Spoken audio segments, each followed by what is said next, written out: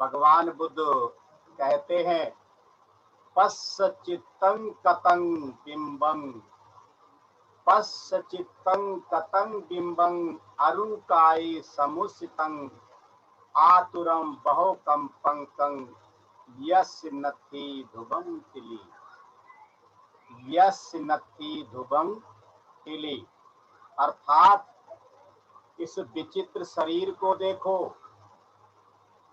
जो व्रणों से युक्त है, फूला फूला है, पीड़ित है तथा अनेक संकल्पों से युक्त है, लेकिन जिसकी स्थिति अनित्य है। एक जैसा ये शरीर रहने वाला नहीं है। अनित्य शरीर को देखो तो सिरमा की एक कथा है। राजगृह में सिरमा नाम की बहुत ही परम सुंदरी गणिका थी।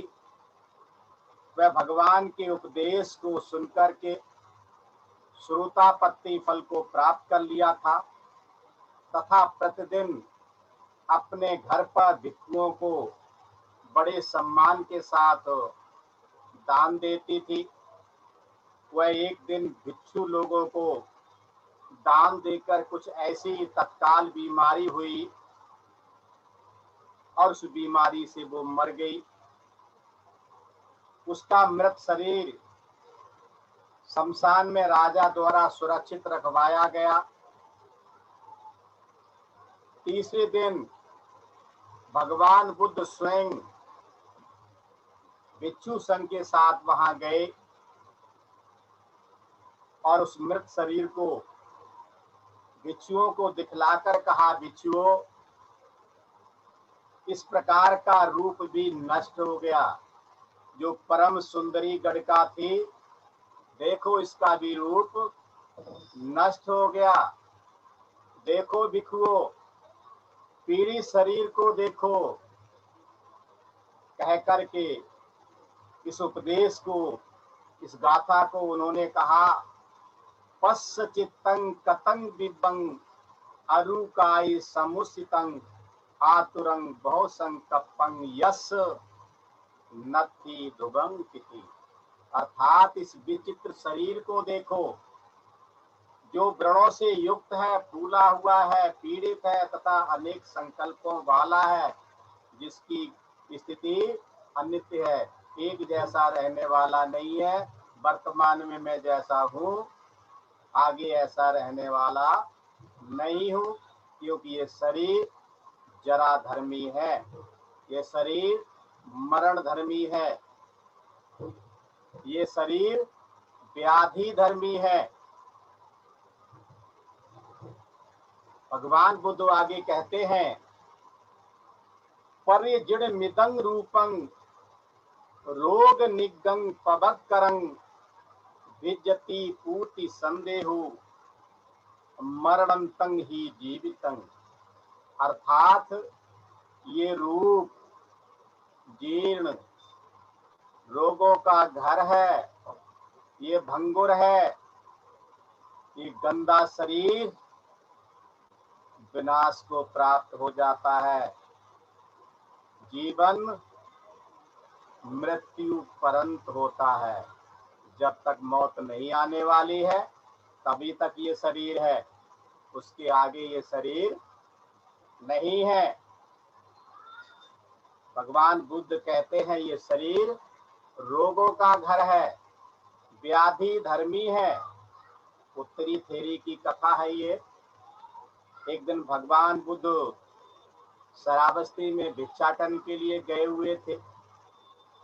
उस दिन 120 वर्ष को आयु प्राप्त, यानी 120 साल वाली उत्तरी नामक थेरी भी उसी गली में भिक्षाटन के लिए गई हुई थी, जिसमें कि स्वयं तथागत सम्यक संबुद्ध गए हुए थे।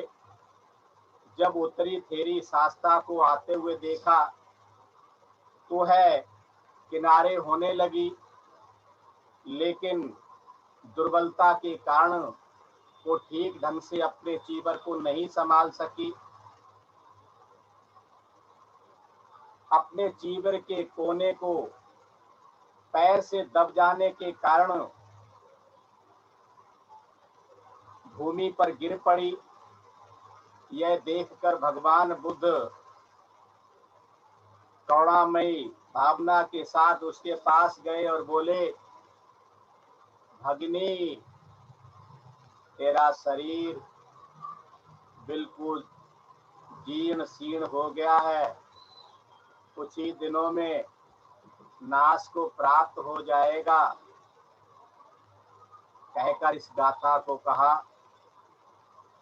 परिजृणिमिदं रूपं रोग निगं पभक्करं भिज्जति पूति संदेहो मरणंतं ही जीवितं। अर्थात ये रूप जीर्ण रोगों का घर है, भंगुर है, ये गंदा है, ये गंदा शरीर विनाश को प्राप्त हो जाने वाला है। जीवन मृत्यु पर्यंत होता है। तो हमने पहले जो हमारा शरीर 4 महाभूतों का बना हुआ है, और ये महाभूत हमने बाहर से लिए हैं और जन्म से लेकर बाहर छोड़ भी रहे हैं, जिसमें पृथ्वी धातु, जितने भी ठोस पदार्थ हैं सभी पृथ्वी धातु हैं, जितने तरल पदार्थ हैं सभी आप धातु हैं, और जितनी भी गर्मी है शरीर में ये तेज धातु है, और जितनी भी वायु हमारे पूरे शरीर में संचार कर रही है ये वायु धातु है। ये सभी चारों के चारों धातु जो है हम बाहर से ले रहे हैं और बाहर ही छोड़ रहे हैं। न तो मैं पृथ्वी धातु हूँ, न पृथ्वी धातु मेरी है, न आप धातु मेरी है, न ही आप धातु मैं हूँ।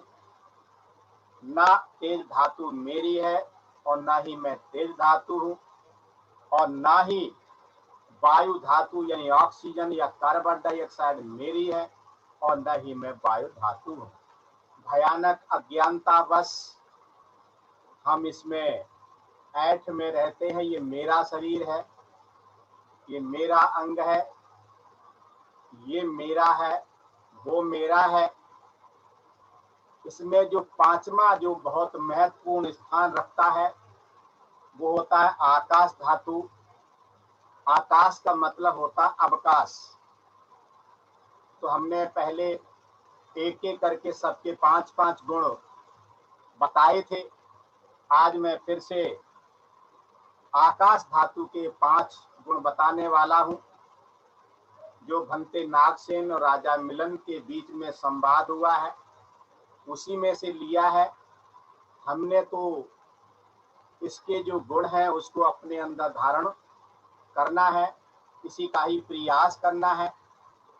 तो भंते नागसेन से राजा मिलंद पूछते हैं कि भंते नागसेन, आप जो कहते हैं कि हमारे अंदर भी आकाश के 5-5 गुण होने चाहिए, ये 5 गुण कौन कौन से हैं? तो भंते नागसेन कहते हैं, महाराज, आकाश किसी तरह पकड़ा नहीं जा सकता। वैसे ही योग साधना करने वाले भिक्षु हो या साधक हो, इनको कलेशों से किसी तरह पकड़ाना नहीं चाहिए, अर्थात कलेशों के कब्जे में नहीं आना चाहिए। महाराज, आकाश का यही पहला गुण है। जो हमने चित्त के कलेश हैं वो पहले हमने बता दिए, इसलिए अभी हम यहाँ पर इसकी चर्चा नहीं करेंगे। आप सभी जानते हैं बोधिसत्व बाबा साहब डॉक्टर भीमराव अंबेडकर को भी इस भारत में बहुत तरीके से उलझाने का प्रयास किया गया, यहाँ तक कि उनको ब्लैंक चेक दिए गए, लेकिन बाबा साहब किसी के चक्कर में नहीं पड़े। उन्हें जो करना था वो करके दिखा दिया। उन्होंने भारतीय संविधान बनाना था, कितने रोड़े आए आप सभी जानते हैं, वो बना के दिखा दिया। और उन्होंने उससे भी आगे चल करके मानवता का जो धर्म है,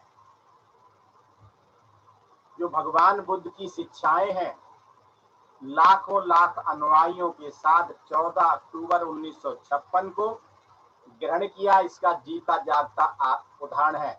बहुत सारे लोगों ने उन्हें उलझाने की कोशिश की। कुछ लोगों ने सोचा कि मुस्लिम धर्मकरण करेंगे, कुछ ने सोचा ईसाई बनेंगे, कुछ ने कुछ सोचा, कुछ ने कुछ सोचा, लेकिन उन्हें पता था, उन्होंने सभी धर्मों का सर्वेक्षण किया था, उन्होंने वैज्ञानिक धर्म को चुना और वो है मानवता का धर्म, बुद्ध का दिया गया संदेश। आगे बनते नागसेन कहते हैं, महाराज फिर भी आकाश में मुनि, ऋषि, तपस्वी, देव और पक्षी विचरण करते हैं, वैसे ही योग साधना करने वाले भिक्षुओं को संस्कारों में अनित्य दुख और अनात्म के भाव को मन में बनाए रखना चाहिए। कहीं कुछ भी स्थिर नहीं है, यही भाव हमेशा मन में बना रहना चाहिए। दुख, अनित्य और अनात्मा का भाव हमेशा मन में बना रहना चाहिए। महाराज आकाश का यही दूसरा गुण है। आगे बनते नागसेन कहते राजा मिलन से, महाराज आकाश खुला या खुला आकाश डरावना लगता है, वैसे ही ध्यान साधना करने वाले भिक्षु को या साधक को संसार में बार बार पैदा होने से, बार बार इस संसार में आने से डरा रहना चाहिए। संसार की स्थिति में कोई स्वाद नहीं लेना चाहिए, यानी तृष्णाओं से मुक्त होना चाहिए। महाराज आकाश का यही तीसरा गुण है। आगे कहते हैं बनते नागसेन राजा मिलन से, महाराज फिर आकाश अनंत है, असीम है, अपरिमित है, विशाल है, अप्रमाण है, अपरिमेय है, इसकी लंबाई चौड़ाई अज्ञेय है, कोई माप नहीं सकता है। वैसे ही योग साधना करने वाले भिक्षु को या साधक को अनंत शीलवान और अपरिमित ज्ञानी होना चाहिए। मुझे याद आती है यहाँ पर बार बार धम्मचारी अमोघ सिद्धि जो मेरे उपाध्याय वो कहते हैं, चाहे धम्म मित्र हो या धम्मचारी हो, त्रियत्न बौद्ध महासंघ का लाखों में एक होना चाहिए। जब भी बोले तो बस लोग सुने, जब भी वो सुन रहा हो तो लोगों का ध्यान हो कि ये कितना ग्रहणशील है। हमारी वाणी में ओज होना चाहिए, तरलता होनी चाहिए और हमारा मित्र लाखों में एक होना चाहिए। किसी भी सार्वजनिक कार्यक्रम में जब भी बोले तो उसका जो बोल है सिंहनाद होना चाहिए। बनते नागसेन राजा मिलिंद को कहते, महाराज आकाश का यही चौथा गुण है। आगे कहते हैं बनते नागसेन राजा मिलन से, महाराज फिर आकाश ये अभी अभी जाने से पहले हमारे कल्याण मित्र आचार्य भी एक शब्द एक प्रवचन में बोले थे, उसको याद रखना चाहिए। और अभी अभी अमृत दीप ने भी ये प्रवचन दिया है इसी गुण के बारे में।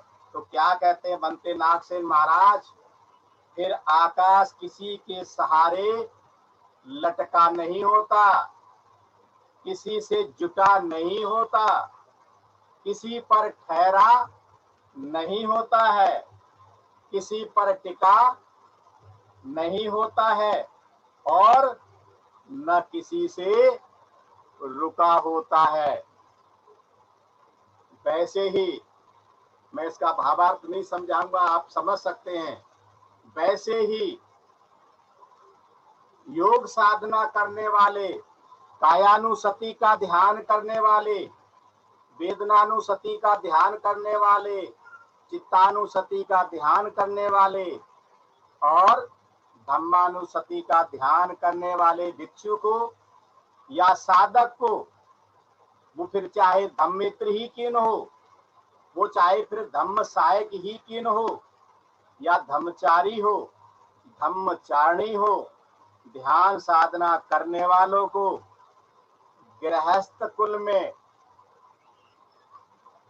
गण में, लाभ में, आवास में, किसी भी प्रकार की बाधा में, प्रत्यय में या सभी प्रकार के क्लेशों में आलग्न, अनासक्त, अप्रतिष्ठित और अलिप्त होकर के रहना चाहिए। महाराज, आकाश का यही पांचवा गुण है।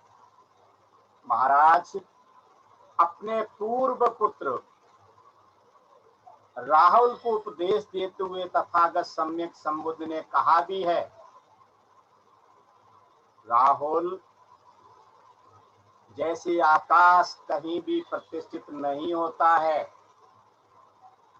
वैसे ही तुम भी भावना करो, आकाश के समान भावना करने से आए गए अच्छे बुरे स्पर्श चित्त में नहीं लगते हैं। लास्ट में मैं एक गाथा कह करके समाप्त करना चाहूंगा। जरा बग्गो से ही आगे भगवान बुद्ध कहते हैं, परिजिड़ रूपं रोग निष्टं पभक्करं भिज्जति पूति संदेहो मरणंतं ही जीवितं। अर्थात आगे ये मैंने बता दिया था, आगे का मैं गाथा लेता हूं। अट्टीनं नगरं कतं मंस लोहित लेपनं यथ जरा च मच्चू च मानो मक्खो न हो। अर्थात हड्डियों का नगर बना है जो मांस और रक्त से लेपा गया है, जिससे जरा, मृत्यु, अभिमान और डाह छिपे हुए हैं। ये शरीर हड्डियों का नगर है। जनपद कल्याणी रूपनंदा थेरी की कथा है, बहुत ही महत्वपूर्ण है और ये एक दो बार धम्मचारी नागरत्न ने भी बताई है। जनपद कल्याणी रूपनंदा माता, भाई, पति सबके प्रवजित होने पर स्वयं भी बिछड़ियों के पास जाकर के प्रवजित हो गई। वह प्रवजित होकर भी भगवान के पास उपदेश सुनने को नहीं जाती थी। क्यों नहीं जाती थी? वह अपने रूप का उसे गर्व था और भगवान रूप को अनित्य, दुख और अनात्म बतलाते थे, इसलिए वो नहीं जाती थी।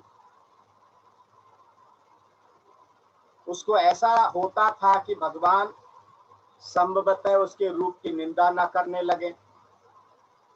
भगवान के जेतवन में विहार करते समय एक दिन वह बिछुड़ियों के बहुत कहने पर उनके साथ भगवान के पास गई और प्रणाम करके एक ओर बैठ गई।